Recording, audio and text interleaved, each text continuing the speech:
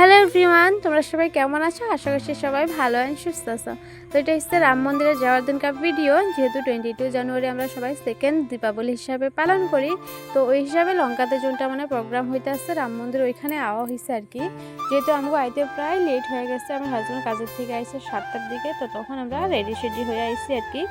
তো প্রথমে দেখি এখানে হনুমান চালিসা পড়ার লেগা সবাই রেডি হয়ে পড়ছে। তো ভাগ্যটা এতই ভালো যে হনুমান চালিসাটা মানে পড়া শুনতে পাইছি।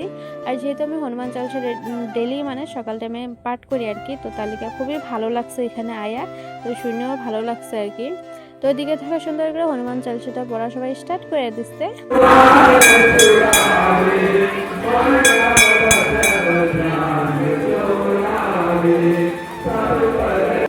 তারপরে আমরা এদিকে দিয়াবাতি লইয়া লিখছি কয়েকটা। তো দিয়াবাতিগুলো সুন্দর করে লইয়া ধূপকাঠি লইয়া তো মন্দিরে পড়ছি। যেহেতু আমি ফার্স্ট টাইম আজকে রাম মন্দিরে ঢুকছি, তো তার আগে ঢুকি নাই আর কি। তো এদিকে মানে কি সুন্দর লাগতেছে মানে মূর্তিগুলা। তো ঠাকুর নমস্কার করে এদিকে দিয়াবাতিগুলো সুন্দর করে জ্বালাইয়া দিচ্ছি।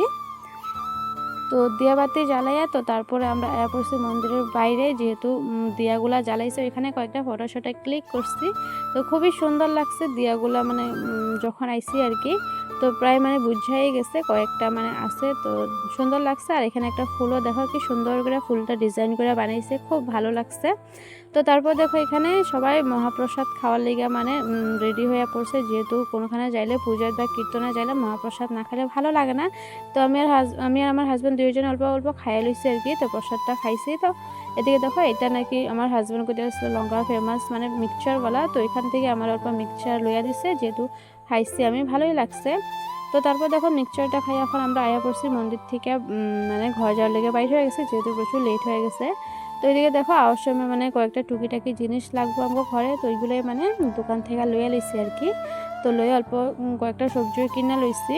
আজকের ভিডিওটা আমার এই পর্যন্তই। ভালো লাগলে লাইক শেয়ার কমেন্ট করে দিও। ওখানে লিগা বাই বাই।